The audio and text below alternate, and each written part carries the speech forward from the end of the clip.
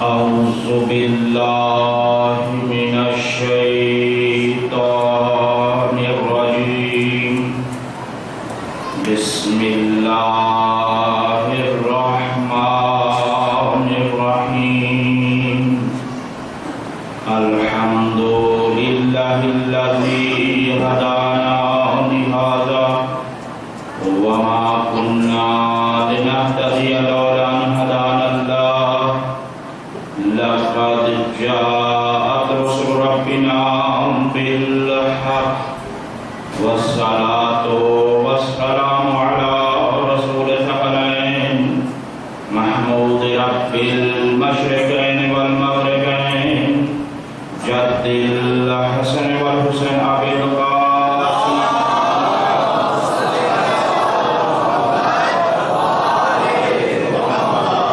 وعترته الطيبين الطاهرين المعصومين لا سيما الإمام المبين والكافر الحسين وغياث المضطر المستقيم حجة الله على المخلوقين ووارث الأنبياء والمرسلين المنتظر المهدي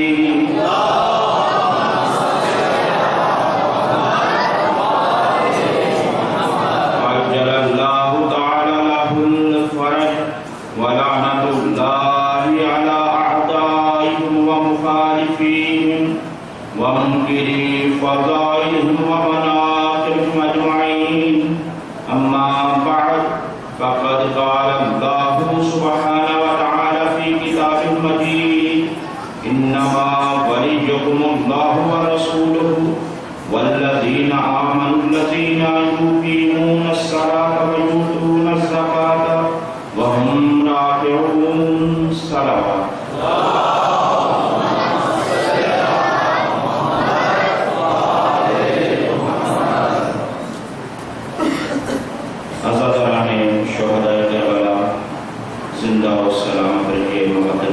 کے ساتھ مولا سب لوگوں کی آزادیوں کو قبول فرمائے اور جہاں کہیں بھی ذکر اہل بیت ہو رہا ہے اللہ تعالیٰ تمام تر آزاداروں کو ان کو اپنی حفظ و امان میں رکھے اور زائرین امام حسین علیہ السلام جو جا رہے ہیں یا پہنچ چکے ہیں جا رہے ہیں پروردگار عالم ان سب کی حفاظت فرمائے۔ سامعین محترم، آپ کی خدمت میں جس آیت کی تلاوت کا روزانہ شرف حاصل کیا جاتا ہے وہ سورہ مائدہ کی آیت نمبر 55 ہے، جس کے اندر ارشاد رب العزت یہ ہو رہا ہے انما ولیکم اللہ، یقیناً بے شک اللہ تمہارا ولی ہے، وَرَسُولُهُ اور اس کے رسول تمہارے ولی ہیں، وَالَّذِينَ آمَنُوا الَّذِينَ يُقِيمُونَ الصَّلَاةَ وَيُؤْتُونَ الزَّكَاةَ وَهُمْ رَاكِعُونَ، اور وہ ولی ہیں جو ایمان لائے، نماز قائم کی، زکوٰۃ ادا کی، در حالانکہ وہ رکوع میں ہوتے ہیں۔ یہ آیت اور اس کا ظاہری سا ترجمہ حضور میں پیش کیا جاتا رہا ہے اور آج بھی عرض کیا ہے، اور یہ آیت ولایہ ہمارے موضوع کے ساتھ یوں متصل ہے کہ اصل میں اسی آیت کی بنا پر ہی ولایت کبریٰ موضوع رکھا گیا ہے، کیونکہ یہ وہ آیت ہے کہ جو آیت خود بتا رہی ہے کہ ولایت کبریٰ یہ ہے۔ ولایت کبریٰ اسے کہا جاتا ہے۔ اور عزیزان محترم، ہماری گزشتہ گفتگو آپ لوگوں کے ذہن میں یقیناً محفوظ ہوگی، اور جو تسلسل کی گفتگو ہوتی ہے اس کی سب سے بڑی مشکل ایک بات یہ ہوتی ہے کہ اگر ان میں سے کوئی ایک گفتگو نہ سن سکیں، نہ پہنچ پائیں کسی بھی وجہ سے، تو خطیب کے لیے بھی مشکل ہوتی ہے، سامع کے لیے بھی مشکل ہوتی ہے۔ کیونکہ خطیب کے لیے یہ مشکل ہوتی ہے کہ اس بات کو آپ کیسے سمجھائے کہ جو میں نے کل کہا تھا، یا وہ جو باقی مجالس میں کہہ چکے کہ جن چیزوں میں نہیں تھے، اور پھر اسی طرح سے بہرحال جو باتیں پہلے ہو چکی ہیں سامع بھی اس کو کیسے سمجھ سکتا ہے جب اس میں تھا ہی نہیں۔ تو بہرحال یہ مشکل تو ہوتی ہے، لیکن کیونکہ اس کے ساتھ ساتھ بلاخر یہ عزاداری ہیں، مصروف عزاداری میں کہیں پر کسی وجہ سے نہیں پہنچ پاتے، لیکن یہ 2 دن جو ابھی بچے ہیں کوشش کریں کہ حتی الامکان جتنا ہو سکے جہاں کہیں بھی ذکر ملتا ہے ضرور پہنچنے کی کوشش کریں، تاکہ اس عزاداری جیسے عظیم عبادت کو ہم ادا کر سکیں۔ عزیزان محترم، گفتگو اس انداز میں یہاں تک پہنچ چکی کہ ولایت کبریٰ کا حق فقط خدا کو حاصل ہے، اور کل عرض کیا گیا، بہرحال پھر بھی موضوع کے ساتھ متصل ہونے کی کوشش کرتا ہوں، وہ یہ ہے کہ جب اللہ ہی کو فقط حق حاصل ہے اور اس کی شرائط بھی بیان کی تھی، ولایت کبریٰ کس کو حاصل ہوگی، سب سے پہلے ذرا دہرائیے گا تاکہ میں سمجھ سکوں کہ میں نے آپ کو اپنا درس صحیح سنایا ہے۔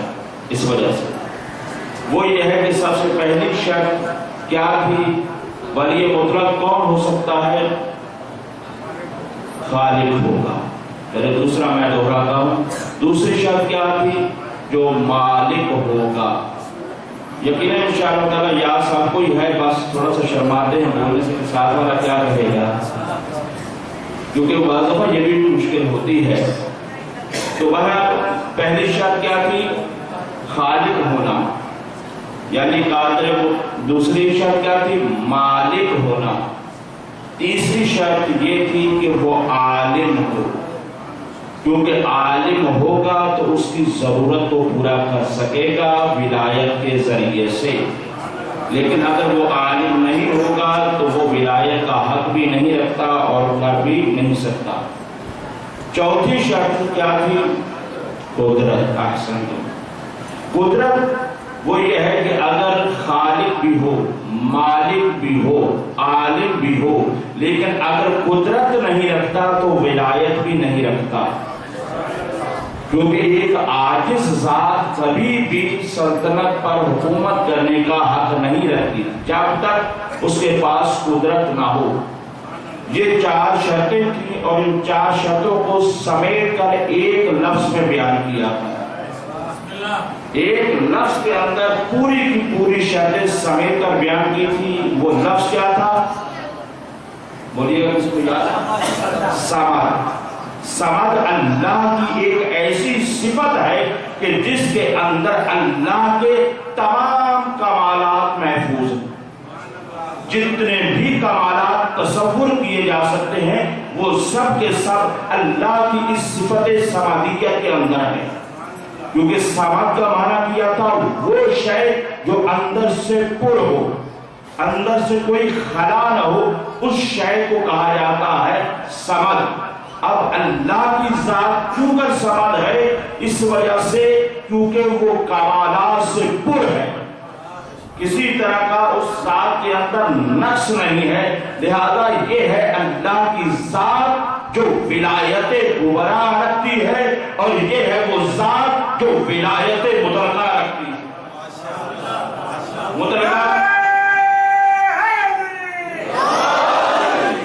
ولایت مطلقہ کا مطلب کیا ہے؟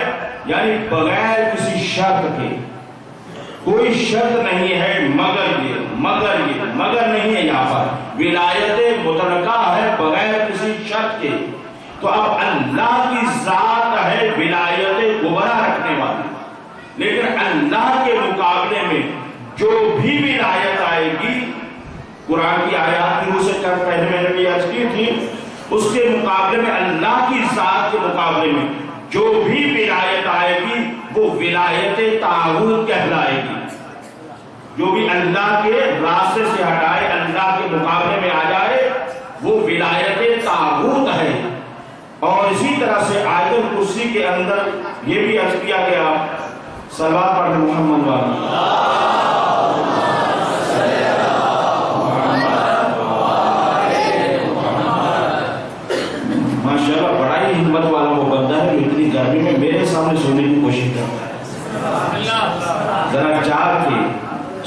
عبادت ہے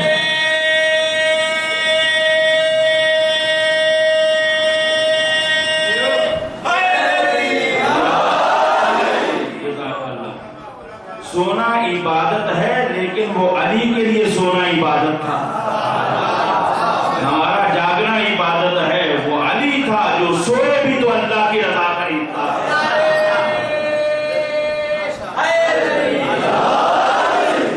اب میں یہاں پر کیا کہوں، ہمارے علم میں اصول میں کہا جاتا ہے مفہوم اولویت. وہ یہ ہے کہ جو سو کر اللہ کی رضا خرید لے وہ جاگ کر نہ جانے کیا کیا کرتا. اس کا سونا اللہ کو اتنا پسند آ جائے، پہنچ تو گئے نا ماشاءاللہ. جزاک اللہ خیر. چاہتا یہی ہوں کہ اسی طرح بیدار رہیں، تو کیونکہ اہم باتیں کرنا ہے. تو عزیزان محترم، اللہ کی ذات ایسی ذات ہے جو مکمل ہر لحاظ سے کمال رکھتی ہے، اور اس کے مقابلے میں جو بھی ہوگا وہ طاغوت ہوگا.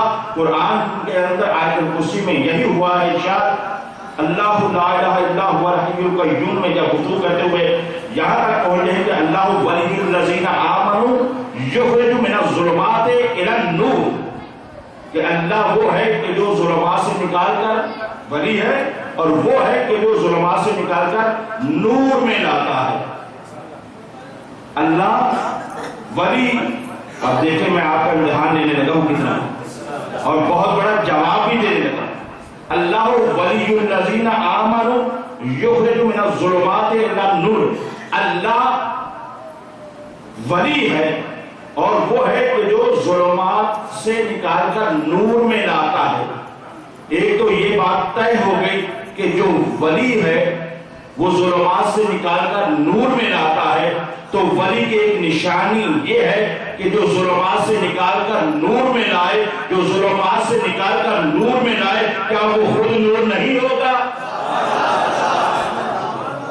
جو ظلمات سے نکال کر نور میں لائے، کیا وہ خود نور نہیں ہوگا؟ بات تو واضح ہے، بس تھوڑی سی سمجھنے کی کوشش کی جاتی تو آگے جھگڑے نہ ہوتے نبی نور ہے یا بشر. اور جہالت کی انتہا تو یہیں سے پتہ چل جاتی ہے کہ یہ جاہل بندے کی بات ہے کہ جس کو یہ بھی نہیں پتا کہ نور کے مقابلے میں بشریت نہیں ہے، ظلمت ہے. تو یہ تو ان کی جہالت کی باتیں ہیں نا. بہرحال میں نے اس میں کہا تھا کہ جیسے فقہی مسئلوں کے اندر الجھا نہیں کریں، ایسے انہی مسائل کے اندر بھی الجھا نہیں کریں، بلکہ ان کی جہالت کو سمجھ ہی جایا کریں کہ جس کو یہ بھی نہیں پتا کہ ہر شے اپنی ضد سے پہچانی جاتی ہے. نور کی ضد ظلمت ہے، بشریت نہیں ہے. اور بشریت کی ضد فرشتہ ہونا ہے، نور یا ظلمت ہونا نہیں ہے. تو بہرحال یہاں بہت کچھ کہنے کو دل چاہ رہا تھا. مسئلہ تو یہ ہے کہ میرا اپنا طریقہ کار بھی یہی رہا ہے کہ آخری میں جسے ذرا لمبی پڑھتا ہوں، اور حق بھی یہی ہوتا ہے. لیکن میری مجبوری آج یہ ہے کہ مجھے کہیں جانا ہے، اور مجھے ممبر بھی دیر میں دیا گیا ہے. چاہتا یہ تھا کہ بہت کچھ کہہ کے جاؤں، لیکن آپ دیکھتا ہوں تھوڑا سا سفر میرے ساتھ طے کرنا شروع کروں تو جلدی مجمع تو یہی ہے کہ بیدار مجمع نظر آ رہا ہے، بیدار لوگ ہیں. اب میرے لیے یہ ہے کہ انشاءاللہ تعالیٰ جتنا آپ بیدار رہیں گے اتنا میں بھی تیزی سے سفر کروں گا. ٹھیک ہے؟ کیونکہ اب کسی کا انتظار تو نہیں ہے. تو عزیزان محترم، یہ عرض کر رہا ہوں کہ اللہ وہ ہے، ولی ہے. اللہ ولی الذین آمنوا، اللہ تو ولی ان کا ہے کہ جو صاحبان ایمان ہے، اور پھر یہ ہے کہ ظلمات سے نکالتا نور میں لاتا ہے. اور والذین کفروا اولیاءہم الطاغوت، اور جو لوگ کفر اختیار کرتے ہیں ان کا ولی کون ہے؟ ولی ان کا بھی ہے، یاد ہے. وہ بھی یہی تو میں نے عرض کیا تھا، جس وجہ سے میں نے یہ موضوع رکھا کہ ولایت سے کوئی بچ نہیں سکتا. ولایت ایک اتنا اہم موضوع ہے کہ کسی نہ کسی ولایت میں ہر کوئی ہے. اب دیکھنا یہ ہے کہ آیا ولایت حق میں ہے یا باطل میں ہے، دیکھنا یہ ہے، ورنہ ہر کوئی ولایت میں ہے. تو عزیزان محترم، یہ عرض کیا گیا کہ وہ لوگ جنہوں نے کفر اختیار کیا وہ کیا ہے؟ ان کا ولی کون ہے؟ طاغوت. طاغوت بھی عرض کیا گیا کہ ہر وہ ذات، ہر وہ شے جو اللہ کے مقابلے میں آ جائے اسے طاغوت کہا جاتا ہے. تو یہ کیا کرتا ہے؟ کہتے ہیں کہ یخرجونہم من الظلمات من النور الی الظلمات. یہ بھی کام کرتا ہے، لیکن یہ اس کا الٹ کرتا ہے. یہ کیا کرتا ہے؟ ظلمات میں لے جاتا ہے، نور سے نکالتا ہے. یعنی نور سے نکال کر ظلمات میں لے جاتا ہے. اللہ کیا کرتا ہے؟ ظلمات سے نکال کر نور میں لاتا ہے. یہ باتیں اپنی جگہ پر دونوں واضح ہو گئی. تو بہرحال یہ ہے عزیزان محترم، اللہ ولی مطلق ہے اور وہی ولایت کبریٰ رکھتا ہے. اب دیکھنا یہ ہے کہ آیا یہ ولایت کبریٰ اللہ کی ذات تک محدود ہے یا آگے بھی ہے؟ اب یہ تو ہے کہ ولایت کبریٰ فقط اللہ کے پاس ہے. اب یہ دیکھنا ہوگا کہ یہ کسی کو دے رہے ذات میں عطا کیا ہے یا نہیں کیا ہے. تو اس پر بہت سی ادلہ ہے. وقت محدود ہونے سے اب میں چناؤ کرنے لگا ہوں کہ ان میں سے چن لوں کہ کس چیز کو آپ کے سامنے پیش کروں. لیکن کیونکہ بالکل ہم آخر میں پہنچ رہے ہیں، کل مجھے بہت ہی اہم گفتگو کرنی ہے. وہ یہ ہے کہ آپ سے یہی التماس ہوگی کہ آپ ضرور بھرپور طریقے سے بر وقت تشریف لائیں. شب عاشور کی مجلس ہے، فضائل بھی زیادہ ہوگا، مسائل بھی زیادہ ہوگے اور باقی بھی بہت کچھ بیان کرنا ہے. تو اس وجہ سے بھرپور طریقے سے کوشش کیجیے گا. آج کی طرح سے باہر والے لوگوں سے مخاطب ہوں، اندر والے تو الحمدللہ آتے ہی ہیں، باہر والے مخاطب ہو کر یہ کہہ رہا ہوں کہ کل وقت پر آئیے گا. تو عزیزان محترم، اب اللہ ولی ہے اور وہ ولی ایسا ہے کہ ہر شے پر قادر ہے. بس توجہ، بہت توجہ. وہ ذات حدیث قدسی میں ارشاد فرماتا ہے. وہ ذات حدیث قدسی میں، حدیث قدسی کسے کہتے ہیں تاکہ سب تک بات پہنچ جائے. تین طرح سے کلام گفتگو ہوتی ہے ہمارے سامنے. ایک اللہ کا کلام ہے جسے قرآن بھی کہا جاتا ہے، یہ تو سب کو معلوم ہے. حدیث قدسی بھی اصل میں اللہ ہی کا کلام ہے، اسی لیے اس کو حدیث قدسی کہا جاتا ہے. اور ایک حدیث ہے جو معصوم کا قول کہلاتا ہے. معصوم کا قول بھی آپ کے لیے واضح ہے، قرآن بھی آپ کے لیے واضح ہے. حدیث قدسی کو بیان کر دوں اور تھوڑا سا یہ بھی وضاحت کر دوں کہ قرآن اور حدیث قدسی میں کیا فرق ہے. جبکہ دونوں ہی اللہ کے کلام ہے تو کوئی فرق تو ہونا چاہیے نا. فرق کیا ہے؟ فرق یہ ہے کہ قرآن معجزہ ہے. غور کریں، قرآن معجزہ ہے اور معجزہ اسے کہا جاتا ہے. بہرحال ہمارے ہاں تو ہر چیز کو معجزہ کہتے ہیں. معجزہ اور کرامت میں بہت فرق ہے. عمل میں کوئی فرق نہیں ہوتا، لیکن اس کی شرائط ہوتی ہے کہ معجزہ جسے کہا جائے وہ اور چیز ہے اور کرامت جسے کہا جائے وہ اور چیز ہے. اور اسی طرح سے حدیث قدسی وہ کیا ہے؟ وہ یہ ہے کہ جہاں پر اللہ نے کوئی اپنا معجزہ دیا اپنے نبی کو تو وہاں پر ساتھ چیلنج بھی دیا. چیلنج کیا ہے کہ اللہ کا نبی جب کوئی کام کر کے دکھاتا ہے تو ساتھ یہ چیلنج ہوتا ہے کہ اگر تم میں ہمت ہے تو ایسا کر کے دکھاؤ.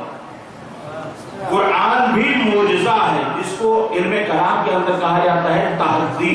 یعنی تحدی جسے چیلنج کیا جاتا ہے کہ اگر تم اسی طرح سے تم فی ریب مما نزلنا علی عبدہ، کہ جس کو ہم نے اپنے عبد پر نازل کیا، اگر تم اس کے بارے میں شک کرتے ہو فاتو بسورۃ مثلہ، تم اس جیسا کوئی ایک سورہ بنا کے لے آؤ. یہ تھا چیلنج ہونے کی وجہ سے قرآن کیا ہو گیا؟ معجزہ. لیکن جس کے اندر سلوات پڑھنا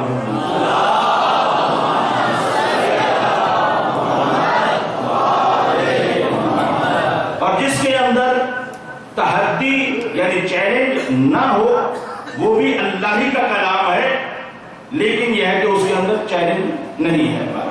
تو یہ ہے اللہ کا کلام اور اللہ کے اس کلام کو روایت کے اندر بیان کیا گیا ہے تو اس انداز سے کہا گیا. بس میں جلدی سے مختصر ہو رہا ہوں. یاد رہے ولایت کبریٰ کس کے پاس ہے؟ اللہ کے پاس. ولایت مطلقہ اللہ کے پاس ہے. اب اللہ کیا کہتا ہے؟ توجہ عزیزو، اللہ کیا کہتا ہے؟ اللہ حدیث قدسی میں ارشاد فرماتا ہے عبدی. اللہ پہلا لفظ ہی اتنا ہے کہ اسی پر روک کر جتنی گفتگو کی جائے کم ہے، بہت ہی اہم ہے. اللہ سب سے پہلے حدیث قدسی میں یہ ارشاد فرما رہا ہے عبدی آتینی، اے میرے بندے تو میری اطاعت کر۔ اللہ اکبر۔ اور ایک آیت کا لفظ وضاحت طلب ہے، توجہ کا طالب ہے، اور آپ سے مجھے توقع بہت زیادہ ہے کہ انشاءاللہ تعالیٰ آپ پوری توجہ کے ساتھ بیٹھیں گے۔ پہلا لفظ کیا ہے؟ عبدی، اے میرے بندے۔ اللہ اکبر۔ فقط یہ نہیں کہا کہ اے بندے، نہیں، کہا جا رہا ہے اے میرے بندے۔ یہ کہہ کر بتایا جا رہا ہے کہ جو میرا ہوگا وہ طاغوت کا نہیں ہوگا۔ اور جو اللہ کی ولایت سے بالمقابل طاغوت کی ولایت ہے، ٹھیک ہے، وہ شیطان بھی ہو سکتا ہے، کبھی نفس بھی ہو سکتا ہے، اور کبھی اسی طرح سے جو فی الحال کی حکومتیں ہیں باطل وہ بھی ہو سکتی ہیں۔ تو عزیزان محترم، سب سے پہلا کیا لفظ ہے؟ عبدی، اے میرے بندے۔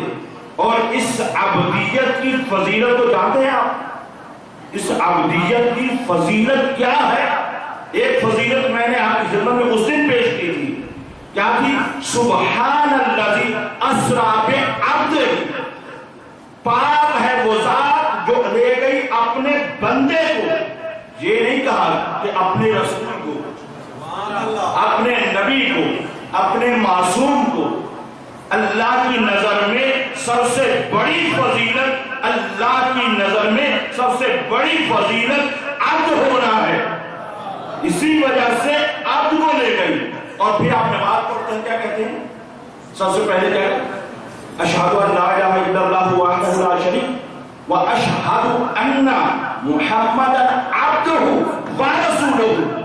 پہلے رسول کی عبودیت کا اقرار کرتے ہیں، توجہ فرمائیں، پہلے رسول کی عبودیت کا اقرار کرتے ہیں، پھر اس کی رسالت کا اقرار کرتے ہیں۔ اس سے یہ پتا چلا عبودیت اس سے بڑی منزل کا نام ہے۔ اب میں یہاں رک نہیں سکتا کہ عبودیت کیا ہے، رسالت کیا ہے۔ رسالت ایک پوسٹ کا نام ہے، جیسے وزیر اعظم ایک پوسٹ کا نام ہے۔ خود وزیر جو ہوتا ہے وہ بذات خود الگ ہوتا ہے، وہ چاہے وزارت رہے یا نہ رہے وہ ذات رہتی ہے۔ اسی طرح سے عبد ہونا بھی ہے، مثال ہے اللہ کی، باقی ساری باتیں وہاں پر نہیں ہیں۔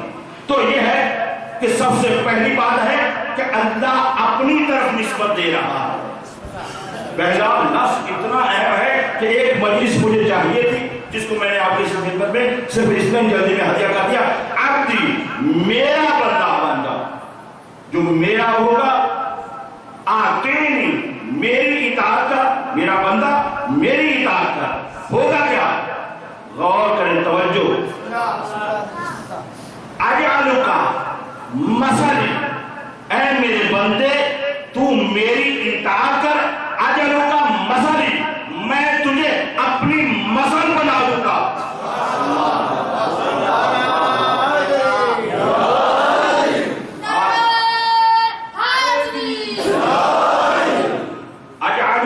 جیسے میں نے کوئی بھی اپنی طرف سے لفظ کا کم زیادہ تو نہیں کہا، وہی حدیث قدسی کے الفاظ پڑھ رہا ہوں۔ کیا ہے؟ اجعلک مثلی، میں تجھے اپنی مثل بنا دوں گا۔ توجہ کریں، یہ نہیں کہا کہ میں تجھے اپنی مثل بنا دوں گا۔ اجعلک مثلی، مثل اور مثل میں کیا فرق ہے؟ اللہ اکبر، اللہ۔ مثل دونوں عربی کے لفظ ہیں، مثل بھی ہے مثل بھی ہے۔ مثل اور مثل میں کیا فرق ہے؟ اب میں کہتا ہوں، پھر یہاں پہ وضاحت کی ضرورت تھی، لیکن جلدی آپ پر بھروسہ کرتے ہوئے جلدی سے آگے بڑھنا چاہتا ہوں کہ قرآن یہ کہتا ہے لیسا کمثلہ شیء، اس جیسی کوئی مثل نہیں ہے۔ اور ادھر سے کیا کہا جا رہا ہے؟ اجعلک مثلی، تو پھر مثل اور مثل میں فرق تو ہوتا ہے۔ توجہ فرمائیں کہ اللہ ہی کا کلام ہے، کہا جا رہا ہے کہ اس جیسی کوئی مثل نہیں ہے، اور اللہ ہی کہہ رہا ہے اجعلک مثلی، میں تمہیں اپنی مثل بنا دوں گا۔ تو فرق کیا ہے؟ فرق علماء نے یہ بیان کیا ہے، مثل اور مثل میں یہ فرق ہے کہ مثل ذات میں ہوتا ہے۔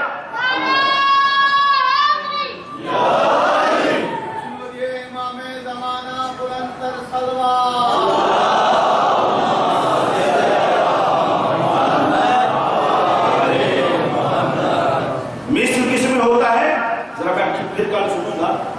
توجہ سے سن لیں. مثل ہوتا ہے ذات میں. کوئی ذات دوسری ذات جیسی ہو تو کہا جاتا ہے یہ اس کی مثل ہے.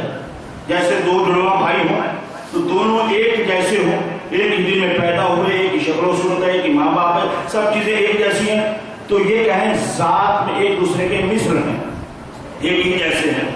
اب یہ ہے مثل. لیکن مثل کسے کہا جاتا ہے؟ جہاں پر صفات میں ایک جیسے ہیں. توجہ فرمائیں, جہاں پر ذات نہیں صفات میں ایک جیسے ہوں. مثلا ایک نے میٹرک کیا ہے, دوسرے نے میٹرک کیا ہے, ایک بھی سید ہے, دوسرا بھی سید ہے, ایک بھی مثلا فلان ذات سے مراد ہو کہ قوم قبیلے سے تعلق رکھتا ہے, دوسرا بھی اسی قوم قبیلے سے. تو بہرحال یہ ہے کہ صفات میں اگر ایک جیسے ہیں. سکندر بھائی, آپ کی دور کی محنت کو آپ نتیجہ دینے جا رہا ہوں. وہ یہ ہے, آپ نے بہت خلوص سے دعوت دی, انتظار آپ کو کروایا, پھر اس کے بعد جب آ رہا تھا کربلا تو میں نے کہا کہ نہیں, پہلے آپ کے پاس آ. تو یہ بہت اہم بھی چھوڑ کر آیا. جن لوگوں کی مجھے دعوت تھی وہ اس وقت کربلا میں ہے اور میں آپ کے درمیان ہوں. دیکھ لیں آپ کی اہمیت اس بات سے بھی واضح ہے کہ اس جگہ سے یہاں پر آنا یہ آپ کی اہمیت کی خاطر آ گئی. توجہ, وہ یہ ہے کہ مثل اور مثل. اجعلک کا مثل, میں تجھے اپنی مثل بنا دوں گا. تو کس میں؟ ذات میں. ذات تو ہو نہیں سکتی, لیسا کمثلہ شیء. تو پھر صفات میں آپ کو مثل بنا دوں گا. مثل میں ہوتا کیا ہے؟ جو میری صفات ہے, اگر اے بندے تو میری اطاعت کرے گا, توجہ, اگر تو اطاعت کرے گا میں تجھے اپنی مثل بنا دوں گا. پھر اللہ یہ کہتا ہے, بہت توجہ عزیزو, میں اس سے زیادہ اوپر جا کر بات کر سکتا تھا, میری مجبوری ہے, لیکن آپ نے مجبوری سے فائدہ نہ اٹھائے کہ آپ خاموش بیٹھے. وجہ کیا ہے؟ وجہ عزیزان محترم یہ ہے کہ اللہ کی ذات یہ کہہ رہی, اجعلک کا مثل, میں تجھے اپنی مثل بنا دوں گا. مثل میں ہوگا کیا؟ انا حی, میں زندہ ہوں. اللہ کی صفات میں سے اللہ خود یہ کہہ رہا ہے, میری صفت یہ ہے کہ انا حی, میں زندہ ہوں, لا اموت, مجھے موت نہیں آئے گی.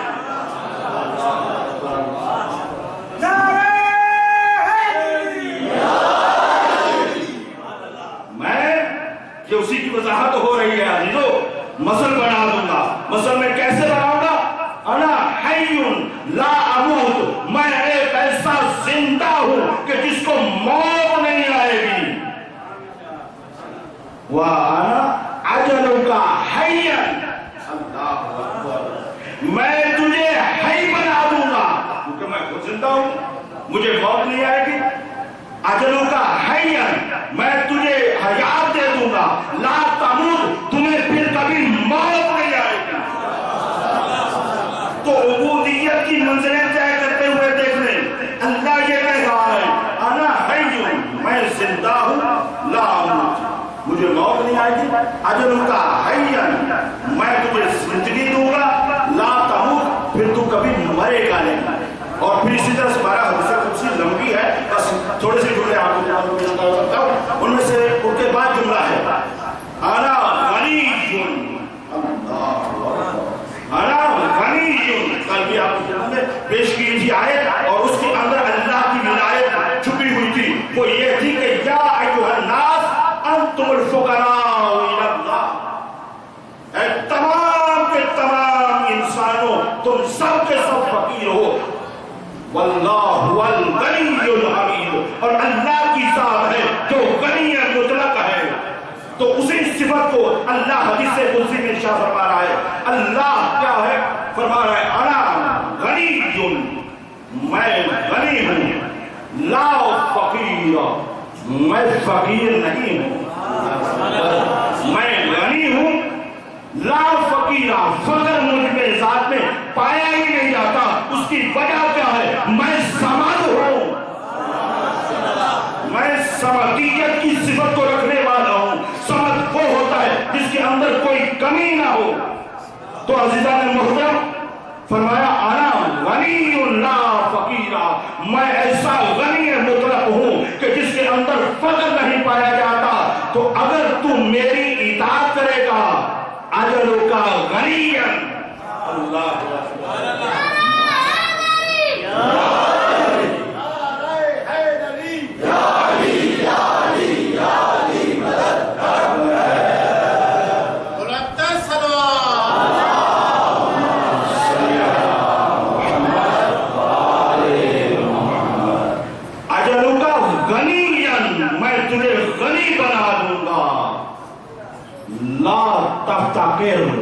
और उसके बाद तुम्हें कभी फक्र नहीं होगा। तो अज़ीज़ान मोहतरम, यहाँ पे फक्र और गनी होना ये माली तौर पर का नहीं है तो उसके बाद तुम फकीर नहीं होगा, तुम्हारे पास दौलत ही दौलत रहेगी, यहाँ से फकत ये मुराद नहीं है।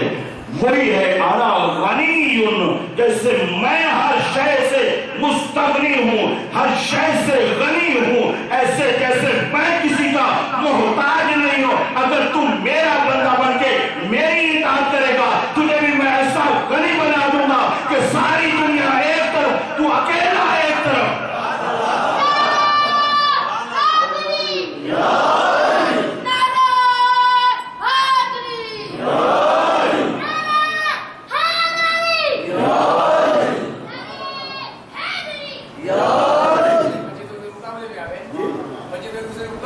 हाँ ये क्या बड़े नारे निकाले, छोटे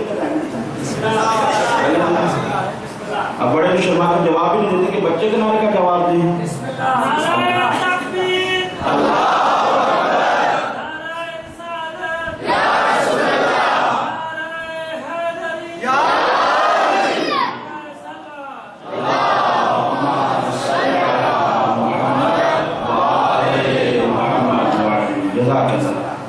तो अज़ीज़ान मोहतरम, ये बातें बहुत अहम हैं, ये सिर्फ और सिर्फ ऐसे सरसरी गुजरने वाली नहीं है।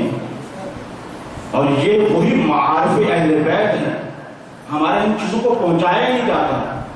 और याद वही मैंने अर्ज़ किया था कि याद इतना इल्म नहीं होता, अगर इल्म होता है तो कौम से डर होता है कि हमारे ऊपर भी धब्बे ना लगने शुरू हो जाए। भाइयों, धब्बे की बात नहीं है, ये हक़ाइक़ है। अल्लाह गनी मुतलक है, उसका कोई शरीक नहीं है। वो ज़ात ये कह रही है मेरे बंदे, अगर तू मेरी इताअत करेगा तो क्या होगा, मैं जिंदा हूं, कभी मौत नहीं आएगी, तुम्हें भी जिंदगी दूंगा। मैं गनी हूं, मेरे लिए कोई फख्र नहीं है, मैं तुझे भी फख्र से दूर कर दूंगा। और इसी तरह से मैंने कहा कि इसके तसलसल है। और आगे चलकर जो जुमले हैं, जो अहम जुमले, तवज्जो कीजिएगा, उसका इक़्तिबास है कुरान के साथ। आगे चलकर यह है कि अल्लाह ये कहता है हदीस कुदसी में कि मेरी सिफात में से एक सिफत यह है, तवज्जो, इससे बहुत बड़ी मुश्किल को हल करने जा रहा हूं। और आप चाहेंगे तो मैं अभी जाकर आपको अपने पास वो रिवायतें दिखा दूंगा। मैंने पहले भी अर्ज किया ना, तो सुनी सुनाई बातें नहीं करता हूँ, अल्लाह का शुक्र है ये। तो यह है कि मैं अभी भी आपको ये रिवायत दिखा सकता हूँ। वो यह है कि अल्लाह की सिफात में से, है ना कि मसल बना दूंगा, अल्लाह की सिफात में से एक सिफत ये है, कुरान ने भी इसको बयान किया है, हदीस कुदसी के अंदर भी ये चीज बयान हुई है। वो क्या है, वो ये है कि जब अल्लाह किसी शय का इरादा करता है, इरादा किसी शय का जब अल्लाह इरादा करता है, कौन फयकून, अल्लाह जब वो इरादा करता है तो कहता है कौन हो जा। तो फिर क्या है कि 2 महीने लगते हैं, 3 महीने करारदादे पास होती है, नहीं, फयकून कि मेरे कहने में, बोलने में वक्त लग रहा है, होने नहीं लगता। शायद इसको कोई समझ लेगा, तक ज्यादा मैं जा रहा हूं। वो यह है कि जब अल्लाह किसी शय का इरादा करता है, ये लफ्ज़ भी कुन यहां पर बिलाल समझाने के लिए है। वो यही है कि यहाँ पर अल्लाह का इरादा, ये इल्म कलाम की सारी गुफ्तगू है कि अल्लाह का इरादा क्या होता है। अल्लाह का इरादा हमारी तरह नहीं होता है, कभी बनता है कभी टूटता है। आज इरादा करके जाएंगे, कल मजलिस में टाइम पर आएंगे, लेकिन कल फिर होगी। ऐसा होता है कि इरादा बनाते हैं, टूटता है। हम कल से नमाज पढ़ेंगे, इरादा किया, घबरा तो नहीं गए, क्योंकि नमाज रोजा का नाम नहीं है, थोड़ा सा जी। तो बस यही है कि देखिए, अल्लाह ताला से दुआ करनी चाहिए। और ये बात वाकई थोड़ा सा अगर दरमियान में होकर मैं ये जुमला कह दूं, वक्त तो ओवर मेरे लिए हो रहा है। वो ये है कि करबला दोनों चीजों का नाम है। ये आज हमारे दरमियान बहुत प्यारा मैसेज मेरी नजरों में गुजर सिकंदर भाई को सुनाया है, वो लोग ये है कि आप सारे सुनिएगा, मातमी हजरात और नमाजी हजरात। वैसे तो यह है कि नमाजी मातमी होता है, मातमी ही नमाजी होता है, लेकिन ये जो आज तक चल रहा है जुमला मैं वो पेश करना चाहता हूँ। जब ये आज आम लफ्ज़ कहा जाता है कि नमाज अफजल है या हुसैन अफजल है, ये है ये मशहूर है बहुत ज्यादा। किसी आदमी दिन से पूछा कि उन्होंने जवाब दिया, बेटा ये वो पूछता है जिसने दोनों में से किसी एक शय को छोड़ना हो, ये उनका सवाल होता है, ये वो पूछा करते हैं। लेकिन जिन्होंने नमाज भी पढ़नी हो, हुसैन को भी ना छोड़ना हो, वो ये सवाल नहीं किया करते। और ना ही जैसे मैंने कहा ना कि नूर और बशरियत आपस में टकराव नहीं है, इसी तरह से नमाज और हुसैन का भी आपस में टकराव नहीं है। तकाबुल ना किया करें, यहाँ फिर एक मुकाबले वाला टकराव होता है। नमाज का मुकाबला करना है कि रोजे से करो, रोजा अफसर है या नमाज अफसर है, रोजा अफसर है या हज अफसर है। और अगर हुसैन का मुकाबला करना है, अल्लाह, अगर हुसैन का मुकाबला करना है तो फिर अंबिया से मुकाबला करो।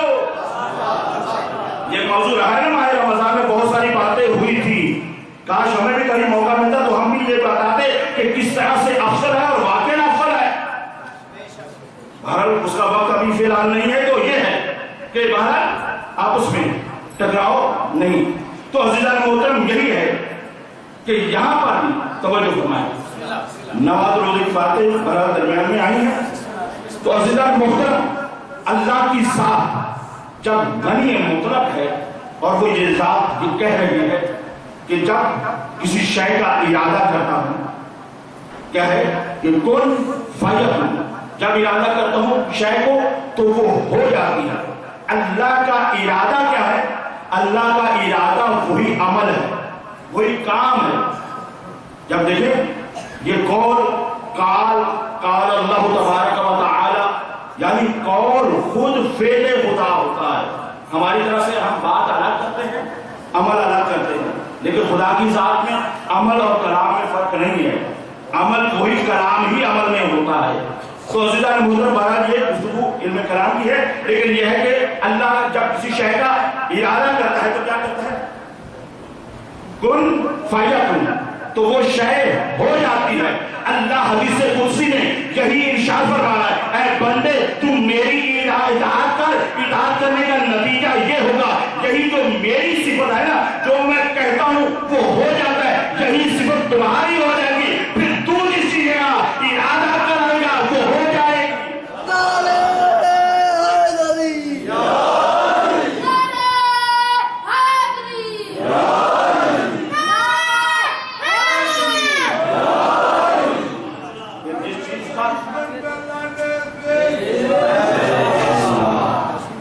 ये भी मुबारक चीज जरूरी है। अभी तो मैं विलायत पढ़ रहा हूँ। विलायत की भी जिद क्या है? विलायत की जिद हाशिया की किबला जिद है ना, हाशिया की जिद आज करता जा रहा हूँ। विलायत की जिद एक तो वो जैसे अल्लाह के मुकाबले तागूत और उसके विलायत के मुकाबले में बरात है। अल्लाह अकबर। वो जिसे आप तवल्ला तबर्रा कहते हैं, वो लफ्ज़ दोबारा उसकी भी इस्लाह कर लेनी चाहिए। तवल्ला तबर्रा नहीं होता, तवल्ली तबर्री होता है। बरा वो भी इसकी इस्लाह होनी चाहिए, गलत राइट हो चुका है। तो ये है कि बारह विलायत के मुकाबले में तबर्रा ही है जो अभी मोमिन ने की है, तो इसमें शर्मा कर नहीं करनी चाहिए। सल्लल्लाहु अलैहि मोहम्मद व मोहम्मद।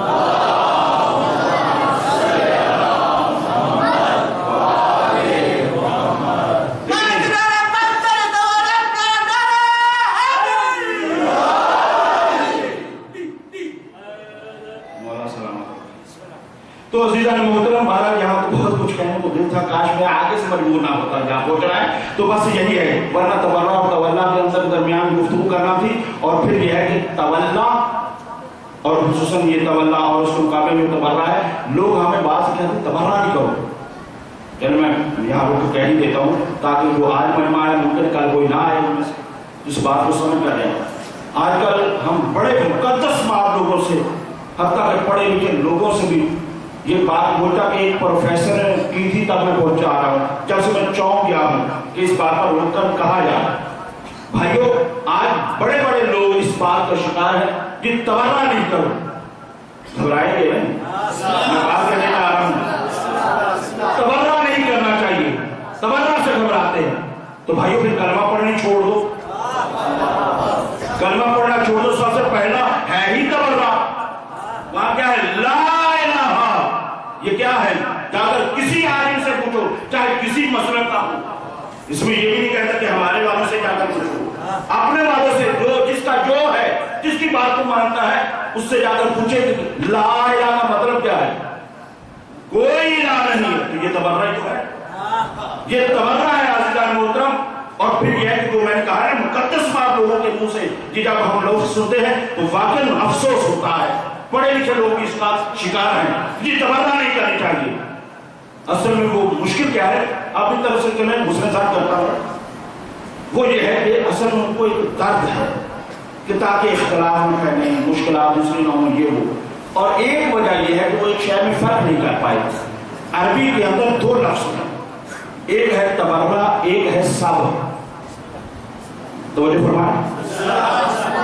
मेरी गुफ्तगू कुछ ऐसे ही, मैं चाहता हूं कि ये माहौल बना के मैं पेश करूं, वरना तो यह है कि नारे लगवाना मुझे यकीन है बहुत आते हैं और लगवाते रहते हैं, लेकिन यह कि कभी इनकी गुफ्तगू भी आपके अंदर इसी अंदाज में पेश करना चाहता हूं। वो यही है कि एक है अरबी के अंदर तबर्रा और एक है सब। अब मसला क्या है कि दोनों को मैं कहना चाहूंगा, मेरे अजीजों जरा तवज्जो कीजिएगा। बाज लोग असल में सब्र करते हैं, मैं इसका माना करूंगा वाज़ेह देगा, और समझते हैं कि हम तबर्रा कर रहे हैं। और बाज लोग तबर्रा करते हैं, लोग समझते हैं कि ये सब्र कर रहे हैं। फर्क क्या है दोनों में? सब अरबी में कहते हैं गाली, गाली को सब कहते हैं, और तबर्रा दूरी को कहते हैं। बाज लोग, अब दोनों घरों को समझाने जा रहा हूं, तवज्जो कीजिएगा, क्योंकि मैं एक दरमियाना सा मौलवी हूं। वो ये है कि दोनों घरों को समझाने जा रहा हूं। बाज लोग असल में सब करते हैं तो वो समझते हैं हम तबर्रा कर रहे हैं, उनको सब नहीं करना। और जो लोग तबर्रा कर रहे हैं उनको रोकना भी नहीं चाहिए। लोग ये समझते हैं कि क्या है कि ये सब कर रहे हैं, वो सब नहीं कर रहे, वो तबर्रा कर रहे हैं। दोनों में फर्क है, और फर्क भी जमीन आसमान का है, जिसे कहते हैं ना 180 दर्जे का फर्क है। 180 दर्जे का फर्क है। फर्क क्या है? कैसे फर्क है? फर्क ये है, सब मैंने क्या कहा? गाली को ना, और दोनों में गाली क्या है? बोलिएगा, गाली देना क्या है? हराम। आपके मजहब में, सब में मजहब में भाइयों गाली देना हराम है। जैसे झूठ बोलना हराम है, गिबत करना हराम है, बहुत सारे काम हराम है, उनमें से एक गाली देना भी हराम है। तो सब करना, गाली देना हराम है। और तबर्रा क्या है? तबर्रा आपके फुरूए दीन में जब आप गिनते हुए लेकर आते हैं तो आखिर में क्या लफ्ज़ है? तबर्रा, तवल्ला, यही कहते हैं ना। तो जैसे नमाज वाजिब है ना, उसी रदीफ में आ रहा है। उसी रदीफ में क्या है? मैं आप पूरे गिनवाऊंगा तो फिर टाइम लगेगा, बस उसी रदीफ में ले लीजिए कि जब फुरूए दिन गिनते हैं नमाज, रोजा, हज, ज़कात, तो उसके आखिर में जाकर तबर्रा, तवल्ला कहते हैं जब। तो आप अज़ीज़ान मोहतरम, तबर्रा जो है वो अहकामात मुस्तहबा में से नहीं है, वाजिब है। जैसे नमाज वाजिब है, बल्कि मुकाम तो इससे भी ज्यादा है, लेकिन मैं अभी जहां पर रुक रहा हूं, जब आप कलमा पढ़ते हैं तो कलमा में ला इलाहा कहते हैं, तो ये वाजिब आप अंजाम देते हैं। तो अज़ीज़ान मोहतरम बात यह है कि अब तवल्ला, गौर कीजिएगा, तबर्रा और सब में फर्क वाज़ेह कर दिया। तबर्रा वाजिब है, सब हराम है। अब जो सब करते हैं उनको सब नहीं करनी चाहिए, और जो तबर्रा करने वालों को रोकते हैं उनको तबर्रा करने वालों को रोकना भी नहीं चाहिए।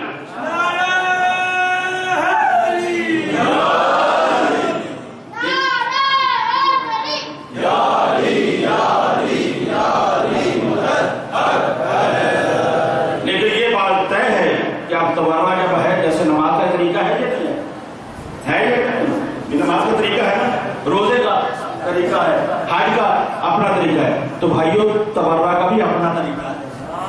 वो भी उलमा से जाकर सीखे कि तबर्रा हम करें तो कैसे करें, अपनी मर्जी के मुताबिक ना करें, ताकि डंका फसाद ना हो। बात वाज़ेह होगी ना। अब सब नाराज जो हुए थे वो सब राजी हो गए ना, और आप सबको जज़ाए खैर अता फरमाए। तो अज़ीज़ान मोहतरम, बस वहां पर बात लेकर आ गया था कि जब अल्लाह किसी शय का इरादा करता है तो वो शय हो जाती है। तो अल्लाह ये कह रहा है कि अब उसके बाद मैं तुझे अपनी मसल बना दूंगा, तो जो जो मेरी सिफत होगी, अल्लाह पर गौर फरमाए, यहां पर कोई शर्त नहीं रखी गई مثل کا مطلب یہ ہے کہ جو میری صفت ہے، اب میں یہ کار واضح کروں گا کہ اللہ تعالیٰ کی جو صفات ہیں وہ کس کس میں ہے اور کس کے بعد پھر کیا بھی کس میں ہے. یہ میں کل انشاءاللہ تعالیٰ کل کے لیے موضوع چھوڑ رہا ہوں. وہ یہ ہے کہ بہرحال یہ ہے کہ میں تمہیں اپنی مثل بنا دوں گا، اور مثل بنانے میں سے ایک تو یہ ہے کہ اللہ شافی ہے یا نہیں ہے. بس بات میں روک دی یہاں سے. اللہ شافی یعنی کیا ہے؟ شفا دینے والا ہے یا نہیں؟ سب کا ایمان ہے. اور جو اللہ کا ولی ہوگا، تو مجھے فرمایا، جو اللہ کا ولی ہوگا اس کے اندر یہ صفت ہونی چاہیے یا نہیں ہونی چاہیے؟ جی ان کے اندر بھی یہ صفت ہونی چاہیے. تو آؤ چلیں مولا حسین کی بارگاہ میں، آؤ چلیں مولا حسین کی بارگاہ میں. میں نے بہت جلدی کر دی. مولا حسین کی بارگاہ میں چلتے ہیں اور مولا کی بارگاہ میں جا کے دیکھتے ہیں اے اللہ کے ولی، آپ بھی شفیع ہیں یا نہیں؟ آپ بھی شافی ہیں یا نہیں ہیں؟ آپ سے بھی شفا ملتی ہے یا نہیں ہے؟ تو عجب نہیں ہے. کہا کہ تم انتظار نہ کرو، بس اتنا دیکھ لو 3 شعبان کا موقع تھا جب میں دنیا میں آیا تھا.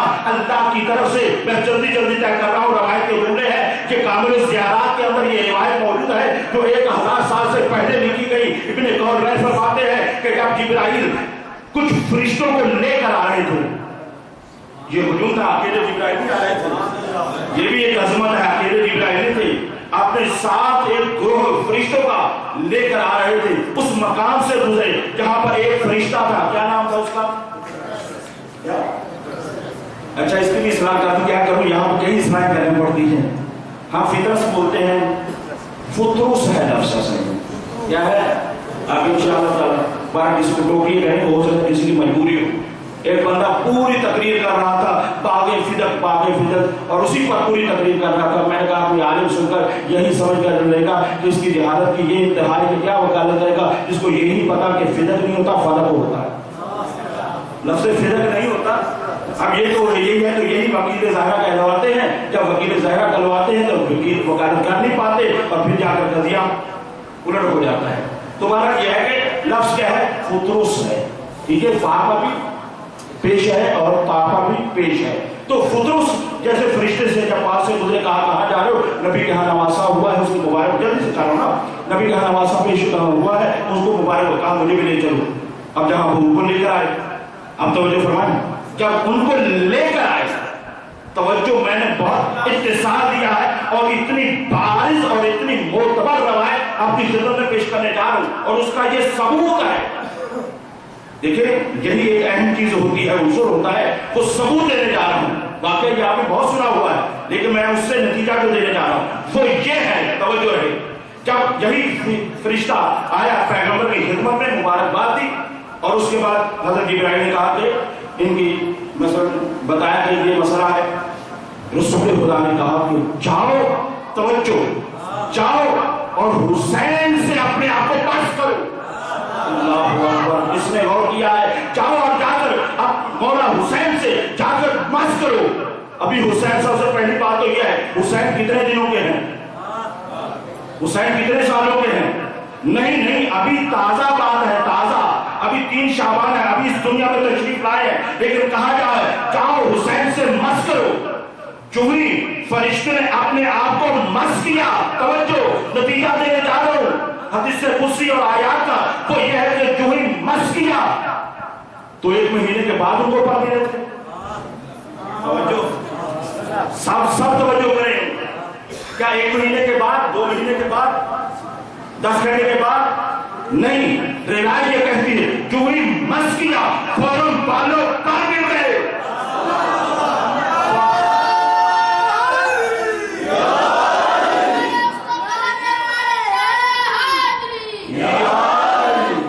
فوراً بالوں پر مل گئے، کوئی زمانے کا درمیان میں فاصلہ نہیں رکھا گیا.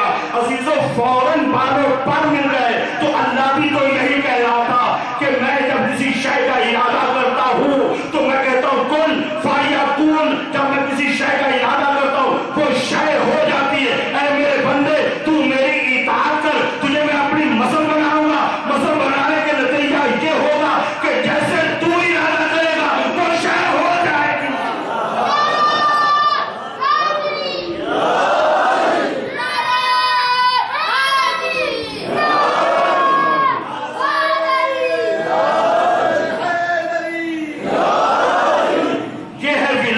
یہ ہے ولایت. اس کو سمجھا جائے کہ اللہ اس کو اپنی مثل بنا دیتا ہے. جیسے اللہ جو بھی ارادہ کرتا ہے ارادہ اس کا عمل ہے. تو یہاں پر بھی یہ ہے کہ فوراً بالوں پر ملے. اور یہ ہے حسین کہ جب دنیا میں آئے تو فطرس نامی فرشتے کو نجات دی اور جب جا رہے تو ہو جیسے گناہگار کو نجات دے کر جا رہا. عزیزو یہ ہے اللہ کے ولی. لیکن میں کیا کروں, اب وقت نہیں ہے. رونا ہر کسی کا نصیب ہوگا. عزیزو کربلا کی زیارت متعدد مرتبہ کر چکا ہوں. الحمدللہ دعا کرتا ہوں اللہ تعالیٰ آپ لوگوں کو بھی وہ زیارت نصیب فرمائے. اتنا تو جانتے ہیں نا کربلا سنا ہے نا, کربلا ہے. کربلا میں 2 بڑے حرم ہیں. ابھی آپ نے سنا نا اللہ ولی مطلق ہے, وہ اپنے بندوں کو بھی ویسا بنا دیتا. ابھی حسین کے بارے میں سنا نا. لیکن آزادارو عجیب دل کی طرف ہے وہ یہ ہے کہ حسین کے ہوتے ہوئے بھی باب الحوائج جناب عباس کو کہا جاتا ہے. حسین کے ہوتے ہوئے کربلا میں حسین بھی موجود ہے, کسی اور شہر میں نہیں ہے, کربلائی کے اندر موجود ہے. لیکن پھر بھی باب الحوائج جناب عباس کو کہا جاتا ہے. نہیں معلوم کہ مجھے کیوں کہا جاتا ہے, لیکن ایک وجہ سے ہو سکتا ہے کہ کہا جاتا ہو کیونکہ عباس کی ایک حسرت تھی. بس میں نے مختصر کر دیا. عباس کی ایک حسرت تھی, جب وہ پوری نہ ہوئی تو باب الحوائج بنا کر دنیا کی حاجتیں عباس سے پوری کروانا شروع کر دی. جزاؤکم ربکم خیر جزا. بس عزادارو بہت سارے واقعات جناب عباس کے بارے میں ملتے ہیں, بس میں نے مختصر کر دیا. مولانا صادق حضرت صاحب اس واقعے کو بیان کرتے ہیں. انہوں نے یہ بیان کیا, کہا کہ مولا علی علیہ السلام جب کوفہ میں ہوتے تھے اور کوفہ میں صبح کی نماز کے بعد, مجھے نہیں معلوم کہ کون پہنچے گا اس بات تک, کہا صبح کی نماز کے بعد بی بی زینب سلام اللہ علیہ کہتی ہے میرے بابا گھر میں آتے, میرا ہاتھ پکڑ کر موت پر عالم دین ہے, کیونکہ میری نظر سے خود نہیں چل رہا, اس وجہ سے میں ان کا نام لے کر بیان کر رہا ہوں. اللہ تعالیٰ کو زندگی اور سے سلامتی عطا فرمائے, وہ ملت تشیع کا سرمایہ ہے. عزیزان محترم وہ کہتے ہیں کہ جب گھر میں مولا آتے, مولا علی علیہ السلام جناب زینب کا ہاتھ پکڑ کر اس کو صبح کی نماز کے بعد ادھر لے کر جاتے تھے, کبھی ادھر لے کر جاتے تھے. اتنا چلاتے تھے کہ بی بی زینب یہ کہتی ہے میرے پاؤں میں درد ہونے لگتا تھا, میرے پاؤں میں درد ہونے لگتا تھا. لیکن عزادارو سنو گے اور کہتے ہیں کہ جب میں پوچھتی کبھی طلب کر بابا کیا وجہ ہے, آپ مجھے اتنا کیوں چلاتے ہیں, تو بڑے بابا کہتے تھے کوئی ایک زمانہ آ سکتا ہے زینب, زینب کوئی زمانہ آ سکتا ہے کہ تجھے کہیں نہ چلنا نہ پڑ جائے. کہتی بی بی کہتی ہے میں سوچتی رہی ارے جس کا عباس جیسا بھائی ہو, جس کا عباس جیسا بھائی ہو ان کو کون چلا سکتا ہے. لیکن تب مجھے یقین تو تھا, لیکن وہ وقت کب تھا مجھے یہ پتا نہ تھا. لیکن عزادارو بی بی زینب کہتی ہے مجھے تب پتا چلا جب حضرت عباس مجھ سے اجازت لینے کے لیے آئے, مجھے اجازت لینے کے لیے آئے. کہا شہزادی مجھے مقتل کی اجازت دیجیے, مجھے مقتل کی اجازت دیجیے. بی بی زینب نے کہا عباس جاؤ خدا حافظ. عزادارو میں کس سے جڑے پڑھوں, کہا عباس جاؤ خدا حافظ. عباس تمہیں بہت جلدی ہے نا, جاؤ مقتل میں جاؤ. کہا کیوں, کہا نہیں عباس تمہیں بہت جلدی ہے. کہا نہیں شہزادی وجہ تو بتائیں کیوں اتنی جلدی کہنے کہ عباس مجھے بہت دور جانا پڑے گا, مجھے بہت دور جانا پڑے گا. کہا شہزادی کیا, کہا ایک زمانہ تھا میرا بچپنا تھا, میں اپنے بابا کے زانوں پر بیٹھی ہوئی تھی, میں اپنے بابا کے زانوں پر بیٹھی ہوئی تھی, میری آستی میں پیچھے ہٹی, ایک مرتبہ میرے بابا نے میرے بازوؤں کے بوسے لینے شروع کیے. وہ آپ کو جزائے خیر دے, بوسے لے کے جا رہے ہیں. عزادارو بی بی کہتی ہے کہ بابا نے میرے ہاتھوں کے بوسے جب لینے شروع کیے, میں نے تڑ کر پوچھا بابا آپ میرے بوسے ہاتھوں کو کیوں لے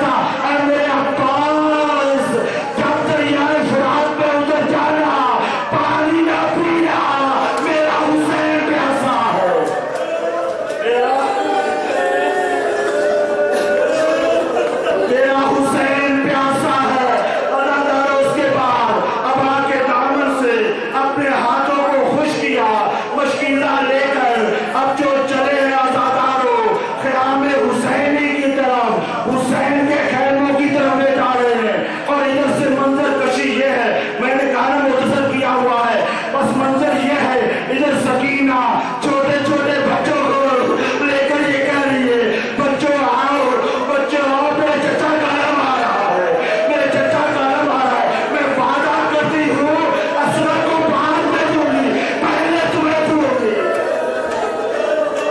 آزادو ادھر سے مولا حسین سامنے کھڑے یہ منظر دیکھ رہے تھے، اور ادھر سے علم عباس آ رہا تھا۔ ایک مرتبہ علم عباس جو جھکا، میں اس سے آگے کیسے بڑھوں؟ آزادو کسی انتظار میں ہو، لیکن باب و ہوائی سے اگر اپنی ضرورتوں کو قبول کروانا ہے، ام البنین کو ان کے لال کا غصہ دے دو۔ آزادو ایک مرتبہ علم جو جھکا اور اس کے بعد علم دوسرے ہاتھ میں لیا گیا۔